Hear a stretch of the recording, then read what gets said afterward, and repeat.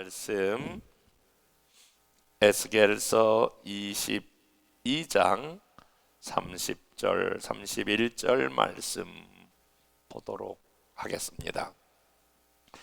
이 땅을 위하여 성을 쌓으며 성 무너진 데를 막아서서 나로 하여금 멸하지 못하게 할 사람을 내가 그 가운데서 찾다가 찾지 못하였으므로 내가 내 분노를 그를 위해 쏟으며 내 진노의 불로 멸하여 그들 행위대로 그들 머리에 보응하였느니라.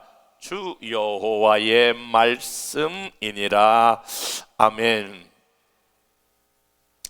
저는 요즘 한국 교회를 뜨겁게 달구고 있는 10월 27일 전국 교회가 한 곳에 모여서 기도하자고 하는 기도회 포괄적 차별금지법에 대해서 한 번 정도는 우리 성도님들과 나눠야 될 필요성을 느꼈습니다. 이것은 사회적 이슈를 떠나 정치적인 이슈를 떠나 적어도 우리가 한국교회에 속해 있는 교회의 일원으로서 이것이 얼마나 중요한 주제인가라고 하는 것을 한 번 정도는 생각하고 한 번 정도는 우리가 이 문제를 심각하게 검토하고 한 번 정도는 이 문제를 우리가 기도해야 되지 않을까라고 하는 면에서 오늘 이 주제를 다루도록 하게 되었습니다. 사실 차별금지법이라고 했을 때에 차별금지법은 두 가지의 금지법으로 나누게 되는데요. 먼저 이 차별금지법은 개별적인 차별금지법이 있습니다. 개별적인 차별금지법은 예를 들어서 인종을 차별하지 말아야 한다, 남녀를 차별하지 말아야 한다, 장애인을 차별하지 말아야 한다, 그런 이야기는 여러분들이 들어봤을 것입니다. 그리고 우리는 그런 면에서 다 동의합니다. 그리고 그런 것들은 동의할 뿐만이 아니라 그런 것들은 적법한 법이기 때문에 반대할 사람이 없습니다. 다 지켜야 할 것이고 그런 것들에 대해서 기독교인들은 솔선수범해야 되는 것이 맞습니다.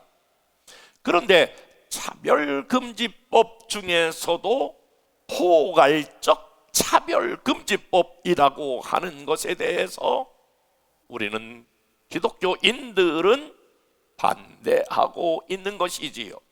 이 포괄적 차별금지법은 성에 대한 문제인데 이 성에 대한 문제는 우리는 이렇게 말하고 있지 않습니까? 성은 남성과 여성으로 생물학적으로 그렇게 구분하고 있지 않습니까?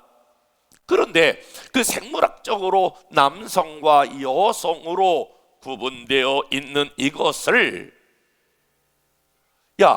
꼭 왜 성을 남성과 여성으로만 구분하느냐?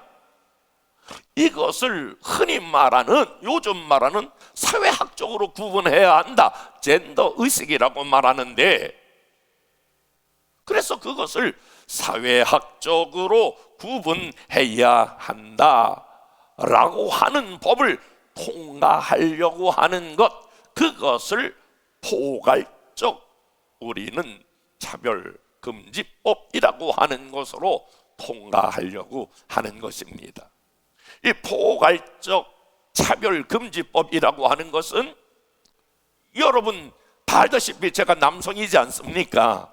그런데 오후부터 나는 남성이 아니고 나는 여성이다, 이렇게 제가 생각을 하고, 만약에 오후에 제가 여성 목욕탕을 들어간다고 생각해 봅시다. 깜짝 놀라 여성 목욕탕에서 어머나 남성이 들어오네. 그래가지고 여성의 목욕탕에 있는 사람이 수치심을 느껴서 고발한다고 생각해요. 어머나, 여기 여성 목욕탕에 남성이 들어왔어요. 그래서 고발하면 나는 지금 차별 대우를 받았습니다 라고 역으로 그 사람을 고발하면 그 사람은 벌금을 물게 되어 있습니다. 이것을 지금 포괄적 차별금지법이라고 하는 것인데, 이것을 통과시키겠다라고 하는 것이 포괄적 차별금지법입니다.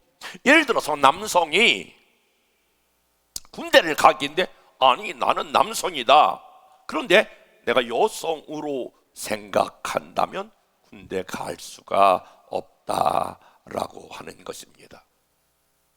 지금 미국에서 이런 일들이 벌어지고 있는데, 자녀가 내가 남성인지 여성인지 혼란을 경험하고 있는데 부모가 야, 너 남자잖아, 미안해요, 너 엄마 너 남자잖아, 이렇게 말하면 바로 그것이 부모지만 벌금으로 매겨지게 됩니다. 이미 캐나다에서는 선생님이 남성인데 여성 목장을 하고 완전히 아이들을 가리키고 여성 화장실을 가고 여성 목욕탕을 가도 아무 문제가 없게 되어져 있습니다.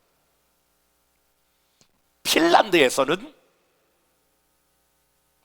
성전환 수술을 1년에 한 번 하는 것으로 제한하고 있습니다. 호주에서는 이런 포괄적 차별금지법이 통과한 후에 10배 이상의 그런, 지금 말하면 이런 성전환 수술이 늘어났다라고 하는 것이고, 영국에서는 44배가 늘어났다라고 하는 것입니다. 여러분, 동성애끼리 하면 에이즈가 늘어납니다. 그럼 바로 감옥에 가는 겁니다. 성교육 때에 동성애가 위험합니다. 그래도 바로 감옥에 가는 것입니다. 지금 이것이 왜 위험한가라고 하면, 지난 7월 18일 날 우리나라 대법원에서 동성 동반자에 대한 건강보험 피부양 자격을 인정했습니다. 단어가 좀 어려운데요, 제가 이것을 인터넷에서 찾아서 좀 공부를 좀 해보니까 간단히 설명하자면, 남녀가 결혼하잖아요. 결혼하면 건강보험료를 내면 건강보험에 대한 것을 혜택을 받잖아요. 그런데 이제는 동성끼리, 남자가 남자, 여자가 여자끼리 결혼해도 국민건강보험공단이 이 동성사실혼을 부부로 인정한다라고 하는 판결이 나온 거예요. 이게 왜 위험한가라고 하는 사실을 말씀드리려고 하는데, 건강보험 피부양 자격으로 인정한 세계가 36개국인데 이렇게 판결이 나고서 2년 후에 이 포괄적 차별금지법이 통과되었다라고 하는 거예요. 이미 우리나라가 대법원에서 판결이 났기 때문에 2년 후에는 우리나라도 100% 이 포괄적 차별금지법이 통과된다는 거예요. 마지막 지금 입법부에서, 대법원이 통과됐기 때문에 입법부에서 이걸 통과시키면 우리나라도 지금 예외 없이 통과시키겠다라고 하는 거예요. 그러므로 지금 한국에 있는 모든 기독교는 10월 27일 날 200만이 모여서 이 포괄적 차별 금지법은 지금 쭉 나오겠습니다만은 이건 좌냐 우냐 그걸 떠나서, 정치적인 것을 떠나서, 이것은 기독교적인 그런 개념을 떠나서도 이거는 절대로 있어서는 안 될 악법이다 라고 해서 막아야 한다 라고 하는 것이 중론이요 대세입니다. 이미 우리 성결교단도 교단의 하나의 법으로 통과시켰고 모든 건강한 교단들이 이 일에 동참하고 있습니다. 그런 면에서 저는 오늘 본문의 말씀을 통해서 조금 더 이 말씀을 성경적 관점에서 들여다보고 우리가 대한민국의 기독교인으로서 이 문제를 어떻게 접근해야 할 것인가, 이 문제가 주고 있는 영적인 교훈은 무엇이고 그리스도인으로 어떻게 해야 할 것인가. 여러분, 우리가 지금 이것이 피부에 와 닿지 않는다고 해서 이거 뭐 쓸데없는 얘기를 하고 있구나 목사님이. 저도 사실 이런 주제를 처음으로 목회한 지 처음으로 다루고 있는데요, 이렇게 들을 얘기가 아니라 내가 만약에 배를 탔다면 배가 가라앉고 있는데 아이고 뭐 나 상관없네 이렇게 말할 수 있을 수 있겠습니까? 만약에 내가 버스를 타고 있다면 버스가 지금 잘못 구렁텅이로 빠지고 있는데 아이고 지금 뭐 나는 나와 직접적인 상관이 없네 이렇게 말할 수 있겠습니까? 우리가 공동체의 한 멤버로서 우리도 일정량 책임이 그 안에 있다라고 하는 것입니다. 그런 측면에서 오늘 에스겔서 22장 30절과 31절을 우리는 다시 이 말씀을 읽고 이 말씀이 주는 교훈을 우리는 다시 배워야 할 것입니다. 여러분 나같이 오늘 읽었던 말씀을 다시 한번 읽어볼게요. 시작. 이 땅을 위하여 성을 쌓으며 성 무너진 데를 막아서서 나로 하여금 멸하지 못하게 할 사람을 내가 그 가운데서 찾다가 찾지 못하였으므로 내가 내 분노를 그들 위에 쏟으며 내 진노의 불로 멸하여 그들 행위대로 그들 머리에 보응하였느니라. 주 여호와의 말씀이니라. 자, 오늘 이 말씀을 근거로 하고 있는 것은 북이스라엘의 멸망을 앞두고 있는데 하나님이 이 땅에 죄악으로 난무하고 있는 우상 숭배로 죄악으로 가득한 그 땅을 더 이상 두고 볼 수 없어서 내가 진노를 그들 머리 위에 쏟아 부으려고 지금 하고 있다. 하나님의 심판이 그들 머리 위에 있다. 그런데 안타까운 것은 그 백성 중에 아무도 하나님, 이 백성이 잘못했어요. 이 나라를 긍휼히 여겨주세요. 이 백성의 잘못이 있어요. 이 나라의 잘못을 용서해 주세요. 이렇게 이 백성과 이 나라의 죄악을 위하여 하나님 진노를 막아주세요. 이렇게 하나님의 진노를 막아달라고, 하나님의 진노를 막아달라고 기도하는 사람이 없다. 나로 하여금 성 무너진 데를 막아서서 나로 하여금 멸하지 못하게 할 사람을 내가 그 가운데 찾다가 찾지 못하였다. 아무도 이 백성 가운데에 이 나라와 백성을 위하여 하나님 진노를 막아 주옵소서. 이 백성의 잘못을 용서하여 주옵소서. 이렇게 찾는 사람이 없다. 그래서 내가 내 분노를 그들 위에 쏟으며 내 진노에 불로 멸하여 그들의 행위대로 그들 머리 위에 보응하였느니라.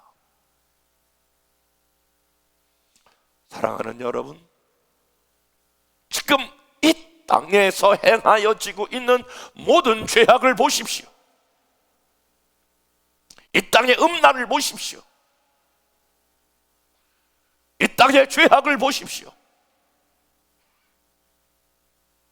어느 것 하나 성함이 없는 모든 죄악 가운데에 정말 이 땅을 위하여 기도하는 사람이 없는 이 시대가 되어져 버리고 말았어요. 사실은요, 여러분 신앙생활 조금 전에 하셨던 분들, 제가 젊었을 때만 해도, 청년 때만 해도 저도요 삼각산에 그렇게 젊었을 때 많이 올라가서 삼각산에 올라가면 나라와 민족을 위하여 기도하는 그 수많은 사람들이 있었어요. 밤새도록, 미안해요, 기도 소리가 막 밤새도록 나라와 민족을 위하여 밤이 멎도록 나라와 민족을 위해 기도했던 사람들이 그렇게 많아. 그래서 구국재단, 구국을 위하여 나라와 민족을 위해 그렇게 많이 기도했던 사람이 있는데, 이제는 다 개인에게만 집중되어 나라와 민족을 위해 기도하는 사람이 적어지고, 이제 그러한 사람을 찾기가 어려운 그때에, 이제에 앞으로 2년 있으면 이것이 통과되면 우리나라도, 여러분 영국을 가보셨습니까? 캐나다를 가보셨습니까? 미국을 가보셨습니까? 그 어마어마한 교회, 몇천 명 모이는 모든 교회들이 지금은 텅텅 비고 다 박물관 교회가 되어서 지금은 다 나이트클럽 이런 교회로 다 바뀌어져 버렸어. 그것이 곧 이제 한국교회가 될 것이라고 하는 모든 전망들이 쏟아져 나오고 있어. 그 첫 단추가 포괄적 차별금지법이라고 하는 거예요. 이제 우리는 마지막, 한국교회는 그런 것들이 이 땅에 밀려오지 못하도록 우리가 거룩한 방파제가 되어서 하나님 이 땅에 더 이상의 죄악이 밀려오지 않도록, 이건 시위가 아니라 하나님, 이것이 우리의 죄악입니다. 우리가 기도하지 못한 죄요, 나부터 하나님 말씀대로 살지 못한 이 죄악을 용서하여 주옵소서. 이렇게 하나님 앞에 다시 회개하고 이것을 우리가 다음 세대에게 물려주지 않기 위한 몸부림인데, 이때에 우리 교회도 여기 함께 동참하여 여러분 죄악을 우리 다음 세대에 물려주지 말아야 될 줄로 믿습니다. 이 포괄적 차별금지법이 통과되면 어떻게 되냐 하면, 첫 번째, 가정이 파괴됩니다.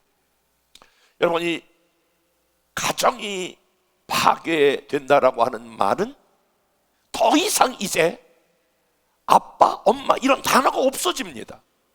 세대에서는 이미 부모 이런 단어가 없어지고요, 그냥 이렇게 아빠, 엄마 이런 단어가 없어지고 부모 1, 부모 2 이렇게 기록되어 있습니다. 성 정체성이 남자인지 여자인지 이런 것을 따질 수가 없습니다. 이런 걸 따지면 부모 양육권이 빼앗겨 버리고 맙니다. 이게 엄마 아빠라고 부를 수 없는 시대, 다시 말씀을 드리면 무슨 이게 홍길동전도 아니고 아버지를 아버지라고 부를 수 없는 시대가 되어버리고 맙니다. 여자 청소년들이 이미 남성이 되려고 유방 절제 수술이 늘어나고 있는 추세가 벌써 이미 유럽입니다. 두 번째, 성별도 파괴가 됩니다. 우리나라는 지금 남성, 여성 이러잖아요. 뉴욕은 이미 31가지의 성이 존재합니다.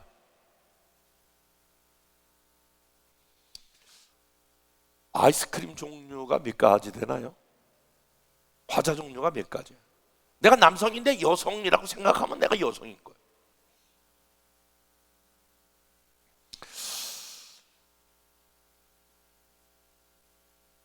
자기가 원하는 성호칭을 해주지 않으면 25만 달러, 한국 돈약 3천만 원의 벌금을 내야 된다라고 하는 거예요. 겉보기는 완전히 남자인데, 생물학적으로 남자인데 만약에 저를 그렇게 생각하지 않으면 벌금을 낸다는 거예요.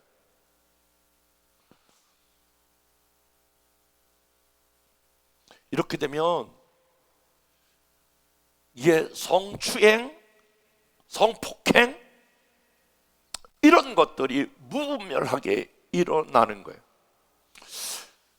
지난번 여러분 이미 그 뉴스를 통해서 알려졌습니다만은, 지난번 프랑스 그 올림픽 때에 여러분 아실 거예요.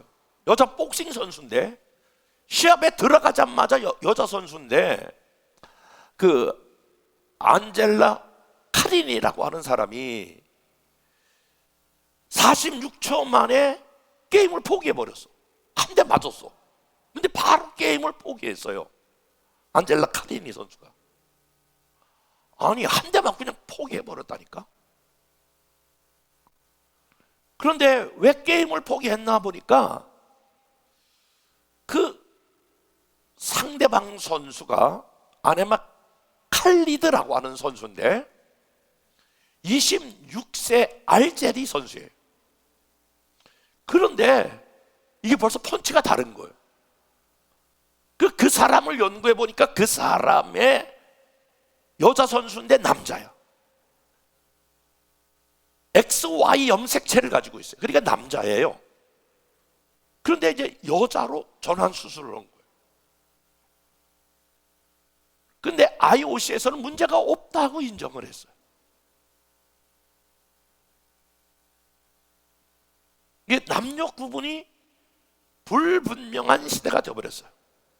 여러분, 더 심각한 것은 이것이 기독교의 탄압의 시작이 되는 거예요.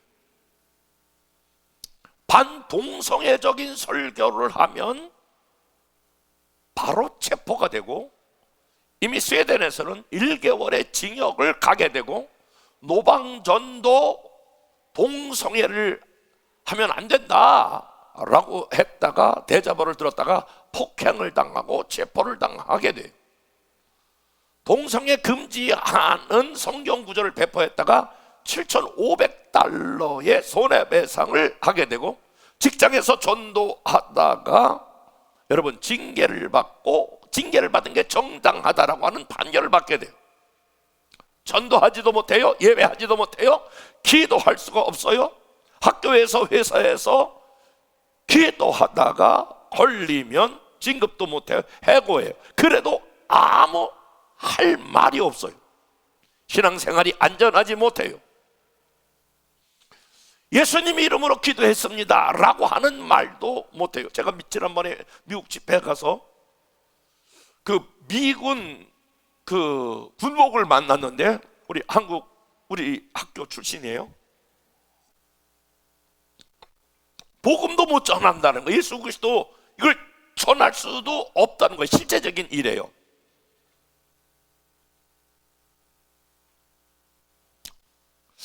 그런데 왜 기독교인들이 유독 이렇게 차별금지법을 반대하고 나서느냐? 이게 첫 번째로 하나님이 이 동성애를 금지하고 있기 때문에 그래요.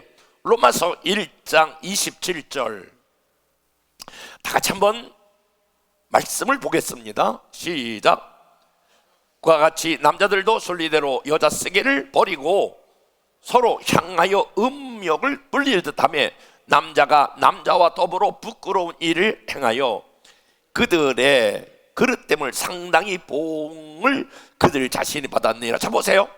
남자들로 순리대로 여자 쓰기를 버리고 서로 상하여 음욕이 불릴 듯하며 남자와 더불어 부끄러운 일을 행한다. 이게 바로 동성애거든요. 남자가 남자와 더불어 부끄러운 일을 행하다. 순리대로 성을 쓰지 아니하고 영리대로 쓴다라고 하는 거예요. 이게 바로 죄라고 하는 거예요.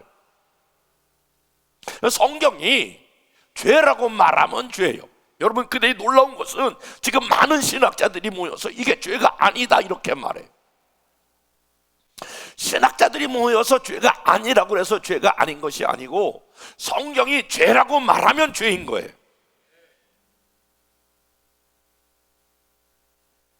더 중요한 건요, 그 배후에 이 동성애 배후에 교회와 가정을 파괴하려고 하는 사단의 역사가 있다라고 하는 것을 사람들은 잘 몰라요. 이게 사회적 정치적 이슈를 떠나 이 동성애 배후에 교묘한 사단의 역사가 있다라고 하는, 여러분 혹시 아달리아라고 하는 사람의 이름을 아시는지 모르겠는데요, 아달리아 따라서 해볼까요? 아달리아는 남유다의 7번째 왕이에요. 여자 왕으로서 유일한 왕인데 자기 남편이 왕인데 죽어요. 자기 아들이 왕인데 죽어요. 자기 남편의 이름이 여호람이에요. 여호람이 죽고 그 아들, 그 아하시야라고 하는 아들이 있었는데 아하시야도 죽게 돼요. 근데 다시 한번 이름을 기억해 볼까요? 아달리아. 다시 한번 아달리아. 아달리아는 누구냐면 아합 왕과 이세벨이라고 하는 가장 북이스라엘에서 악한 왕이에요. 아합과 이세벨의 딸이 누구냐면 아달리아예요. 이 아합과 이세벨에서 낳은 딸 아달리아가 여호람에게 시집을 갔는데, 이 아달리아가 더 경악스러운 일은 자기 아들이 북이스라엘에 갔다가 이유도 없이 거기서 죽게 돼요. 죽게 되자, 아시아 왕이 죽게 되자, 그러면 통곡을 해야 되잖아요. 자기 아들이 북이스라엘 가서 죽게 되니까 바로 무슨 일을 저지르냐면 자기 손자들과 그 자기 모든 손자와 아들의 가문에 있는 사람들을 다 씨를 말려서 다 죽여버려요. 열왕기 하 11장 1절 말씀 다 같이 한번 읽어볼게요. 시작.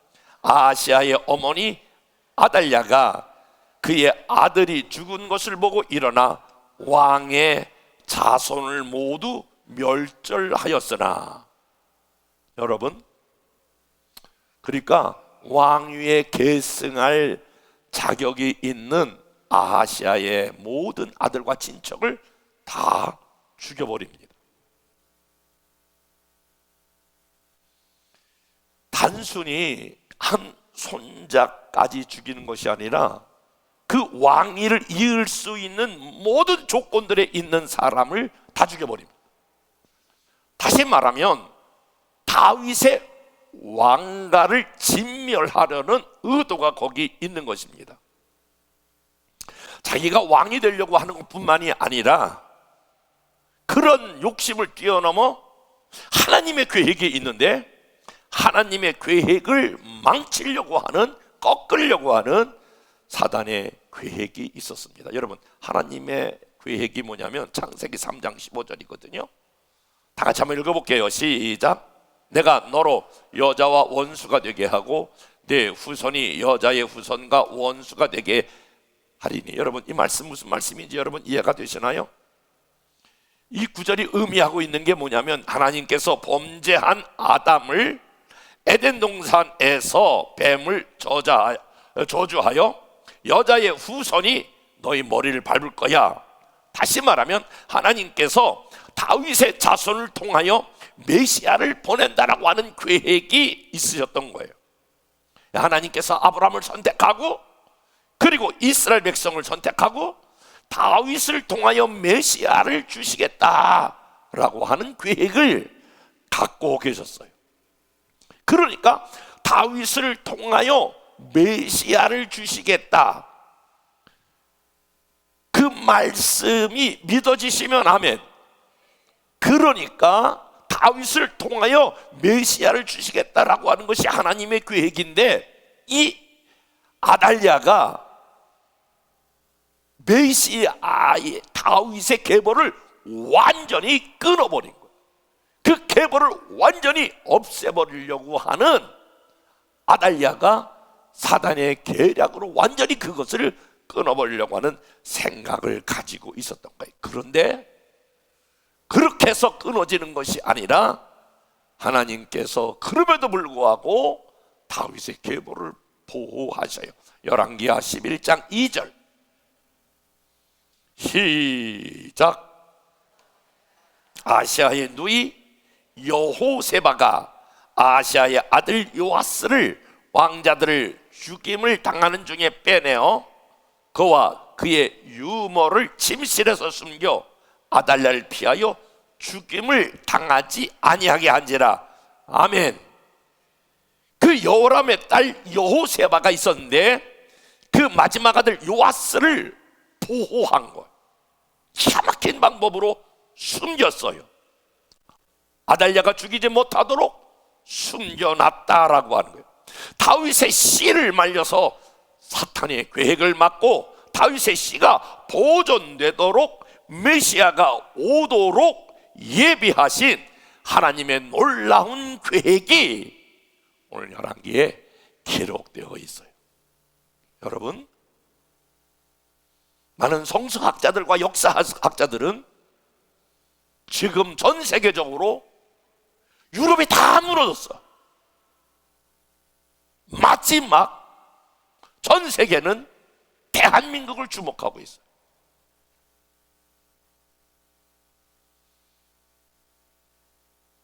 대한민국이 과연 무너질 것인가, 무너지지 아니할 것인가.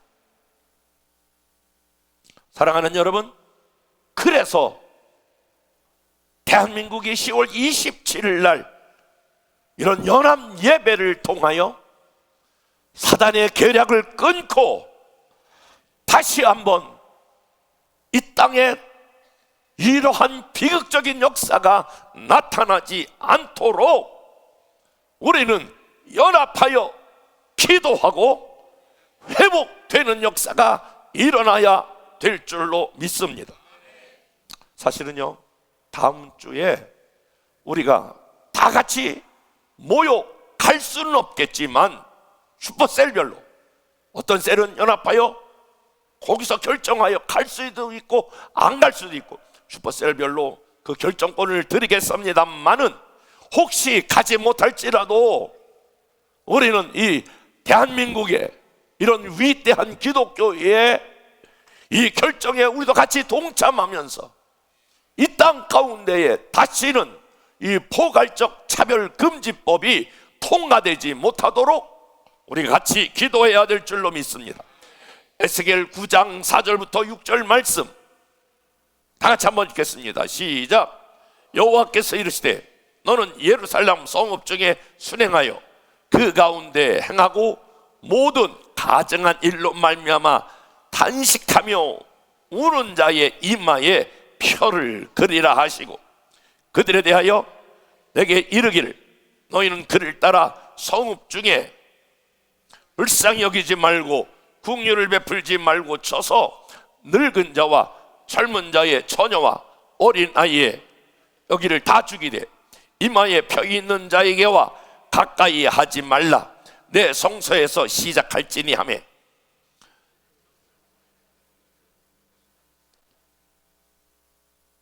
여러분, 세상에 가증한 것들이, 죄악들이 무너져가는 것을 보고 그 죄악을 보고 가슴을 아파하며 울며 애를 쓰는 사람에게 하나님이 천사를 시켜서 그 이마에 표를 하라는 거예요. 이 마지막 때에, 이 어려울 때에 이 상황을 보고 하나님, 이 민족의 어려움을 보고 이 죄악을 보고